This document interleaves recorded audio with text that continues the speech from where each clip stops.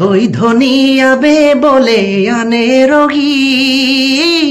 গোলাপের ফুলে আবে বলি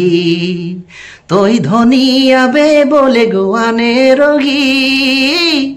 গোলাপের ফুলে আবে বলি রে ধনি নাহি আওয়ালি ফুল সুখি গেলাই এবাৰ একান্ত এটা ব্যক্তিগত কথা সুধিব বিচাৰিছো বৰ্তমানলৈকেতো সংসাৰ কৰা নাই সংসাৰ বাৰু এতিয়ালৈকে বৰ্তমান চিন্তা কৰি থকা হৈছে আৰু ৰাইজক জনাব লাগিব সেইটো জনাম ছাৰে আজি বৰ বেলেগ প্ৰশ্ন এটা সুধিছে মানে সংসাৰটো কৰিবই লাগিব চেষ্টা কৰিব লাগিব আৰু ৰাইজক জনাম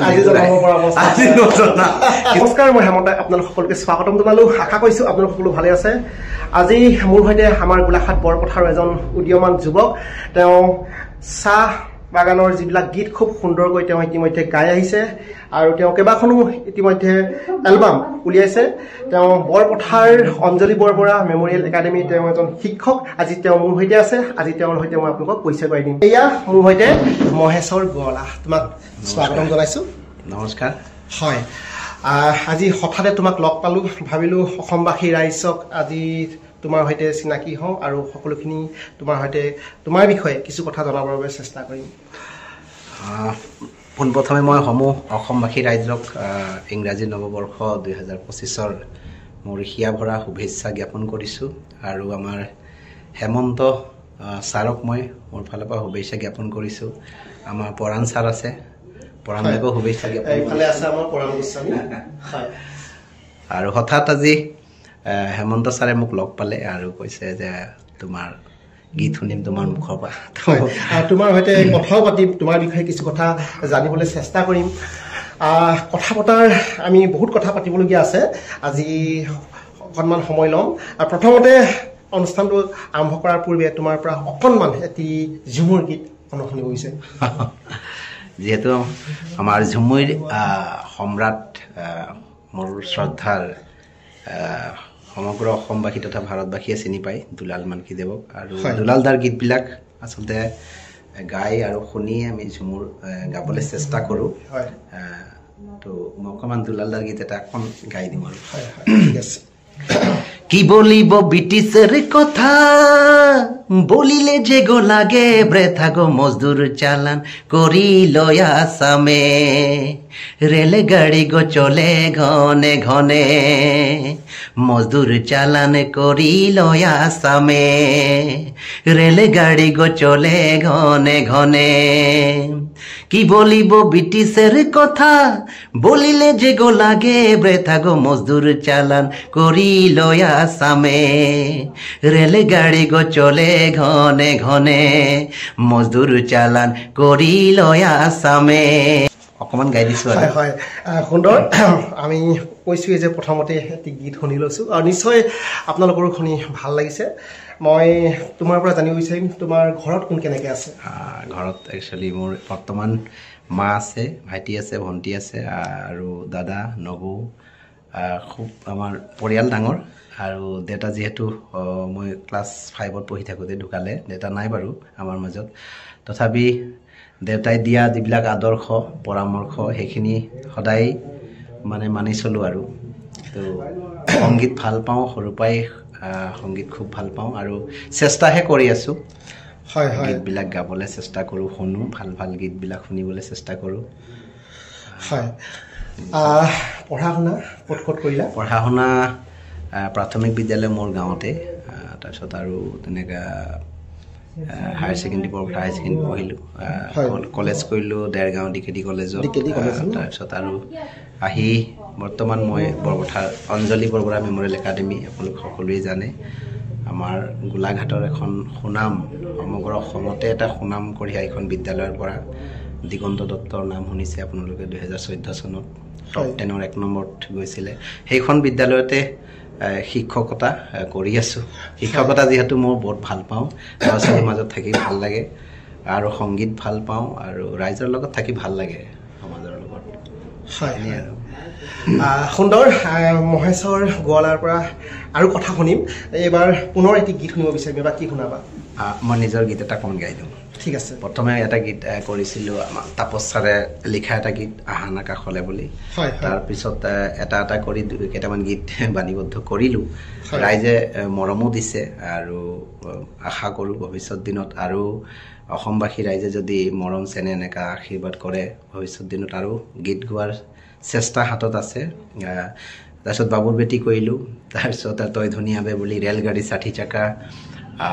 আম পাতা বেলপাতা এনেকৈ এতিয়া ইতিমধ্যে এটা গীত মই ৰিলিজ কৰিছোঁ আমাৰ খেতিক কৰি এটা বিহু ন হয় বহুকেইটা গীতেই ইতিমধ্যে অসমবাসী ৰাইজলৈ আগবঢ়াই দিয়া হৈছে ন হয় ঠিক আছে আমি গীতটো অকণমান শুনো বিহু গীতটো হয় গোটেইখিনিয়ে শুনিব দেই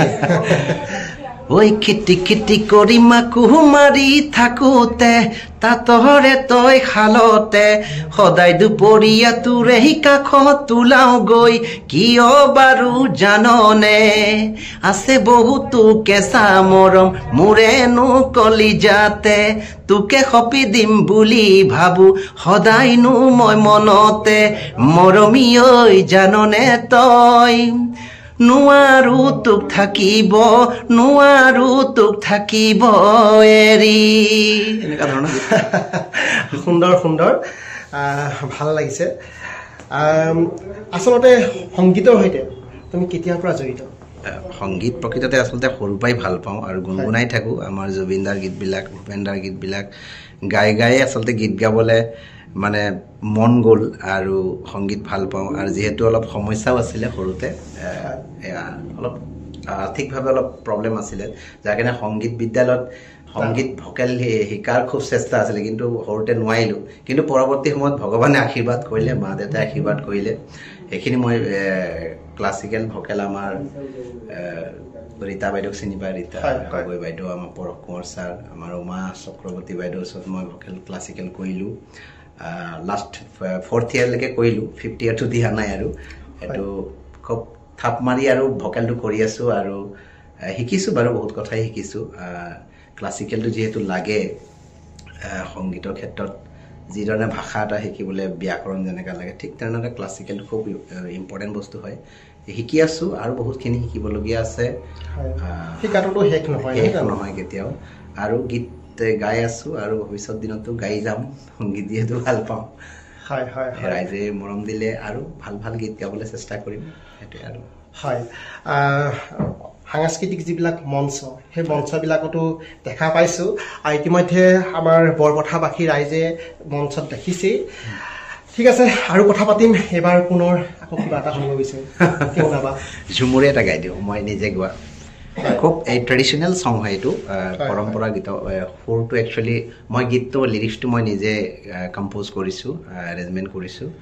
আৰু গীতটো মিউজিক কৰিছিলে আমাৰ নয়নমণি বৰুৱা তাৰপিছত আৰু সুৰটো মোৰ অলপ ট্ৰেডিশ্যনেল সুৰ এটা আছে গাই দিব বিচাৰিছোঁ অলপে গাম খুব এই গীতটো জনপ্ৰিয় গীত তই ধনিয়াবে বলে আনে রগি গোলাপের ফুলে আবে বলি তই ধনিয়াবে বলে গো আনে রগি গোলাপের ফুলে আবে বলি রে ধনি নাহি আওয়ালি ফুল সুখি গেলাই আবে বলি রে ধনি নাহি আওয়ালি ফুল সুখি গেলাই এই গীতটো আটাইতকৈ মানে ৰাইজে আঁকোৱালি লৈছে মৰম অসমবাসী ৰাইজে মৰম দিছে চেনে দিছে আৰু এই গীতটোৰ ভিডিঅ' কৰিছোঁ ইতিমধ্যে বহুকেইটা টিভি চেনেলত মানে ভিডিঅ'টো মাজে মাজে বাজি থাকে মোৰ এই গীতটো ভিডিঅ'টো আৰু এই গীতটোৱে আচলতে মোক সমগ্ৰ অসমত মৰম বহুত পাইছোঁ মই গীতটো ন হয় যথেষ্ট আচলতে গীতটো যথেষ্ট এটা সুন্দৰ এটা ভাৱ এটা আছে ন এটা ফিলিংছ এটা আছে এইটো গীতটো মোৰ চেনেলত আছে ইউটিউব মহেশ্বৰ বৰলা অফিচিয়েল বুলি মোৰ এটা ইউটিউব চেনেল আছে এই চেনেলত গীতটো উপলব্ধ আছে আৰু ৰাইজে অসমবাসীয়ে যদি যিসকলে শুনা নাই মই সকলোকে অনুৰোধ জনাইছোঁ গীতটো শুনিব আৰু আশীৰ্বাদ কৰিব মৰম কৰিব নিশ্চয় আমাৰ গোলাঘাট বৰপথাৰৰ পৰা চাহ বাগিচাৰ যিসমূহ গীত সেই গীতসমূহ খুব সুন্দৰকৈ আঁকোৱালি লৈ অধ্যয়ন কৰি এইদৰে ৰাইজৰ মাজলৈ আগবঢ়াই দিয়াটো আমাৰ বৰপথাৰবাসী হিচাপে আমিও গৌৰৱ অনুভৱ কৰোঁ আৰু আশা কৰিছোঁ তুমি আগুৱাই যোৱা এবাৰ একান্ত এটা ব্যক্তিগত কথা সুধিব বিচাৰিছোঁ বৰ্তমানলৈকেতো সংসাৰ কৰা নাই সংসাৰ বাৰু এতিয়ালৈকে বৰ্তমান চিন্তা কৰি থকা হৈছে আৰু ৰাইজক জনোৱাব লাগিব সেইটো জনাম ছাৰে আজি বৰ বেলেগ প্ৰশ্ন এটা সুধিছে নিশ্চয় এটা সময়ত ৰাইজে গম পাব ৰাইজক জনাবও লাগিব যিহেতু সেইটো এটা খুব লাইফৰ এটা খুব ইম্পৰ্টেণ্ট বস্তুৱে হয় সেইটো হয় না সংসাৰটো কৰিবই লাগিব চেষ্টা কৰিব লাগিব আৰু ৰাইজক জনাম কিছুমান বস্তু এটা সময়লৈকে অপেক্ষা থাকিলে তাৰ ভাল আৰু জনাম ৰাইজক জনাম সময় নিশ্চয় গম পাব ন হয় হয় ঠিক আছে আমি আৰু এটি গীত শুনিম এবাৰ কি শুনাবা এবাৰ কোনোবা বেলেগ এটা গীত মই আৰু এটা বেলেগ টাইপৰ গীত এটা অকণমান শুনাই দিব বিচাৰিছোঁ আমাৰ অসমৰ এগৰাকী খুব জনপ্ৰিয় শিল্পী গায়ক আমাৰ সাজন নায়ক সকলোৱে চিনি পায় সমগ্ৰ অসমবাসীয়ে চিনি পায় আৰু সাজন দাক বহুত গীত তেখেতে লিখিছে গাইছে জুবিনাও তেখেতৰ বহুত গীত গাইছে আৰু মই সাজন দাৰ লগত ইতিমধ্যে যোৱা বছৰ এটা গীত কৰিছিলোঁ মই নিজে লিখিছিলোঁ লিখি সাজন দাক শুনাইছিলোঁ দমকৈজ গীত বুলি কয় সেইটো দমকৈজ হৰিয়াটো মই নিজে লিখা আৰু সাজন দাক ক'লে ঠিক আছে ভাল লাগিছে আমি দুইজনে গাম সাজন দাৰ মই গাইছোঁ গীতটো সেইটো গীতটো খুব ইউটিউবত জনপ্ৰিয় হৈছে হয় ঠিক আছে তেতিয়াহ'লে সেই গীতটোকে অলপ হ'ব আম পাতা বেল পাতা पूजा में दरकार है रे आम पता बेल पता पूजा में दरकार है रे घरे आहे बढ़ल बेटी कुटुम के दरकार है रे कुटुम के दरकार घरे आहे बढ़ल बेटी कुटुम के दरकार है रे कुटुम के दरकार आम पता बेल पता पूजा में दरकार है रे आम पता बेल पता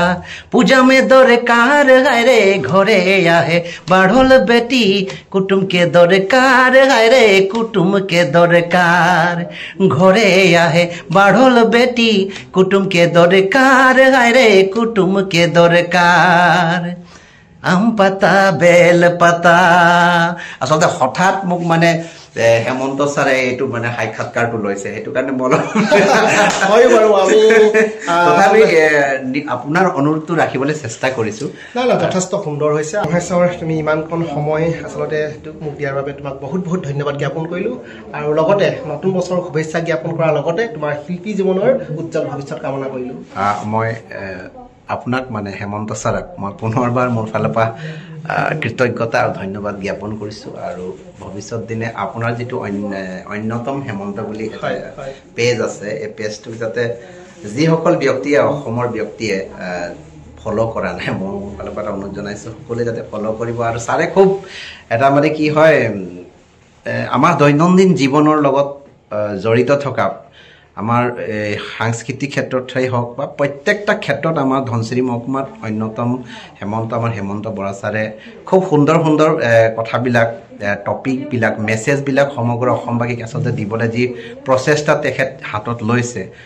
মই মোৰ ফালৰ পৰা তেখেতক ধন্যবাদ জ্ঞাপন কৰিছোঁ আৰু ভগৱানৰ ওচৰত প্ৰাৰ্থনা জনাইছোঁ তেখেত যাতে আৰু সুন্দৰকৈ ৰাইজৰ কাৰণে কাম কৰি যাওক তাৰে কামনা কৰিছে আৰু তেখেত ধন্যবাদ এয়া আছিল নৱপ্ৰজন্মৰ এজন উদীয়মান যুৱক তথা কণ্ঠশিল্পী লগতে বৰপথাৰ অঞ্জলি বৰবৰা মেমৰিয়েল একাডেমীৰ এজন শিক্ষক যথেষ্ট ভাল লাগিল কথা পাতি আপোনালোকে নিশ্চয় কথাখিনি শুনিলে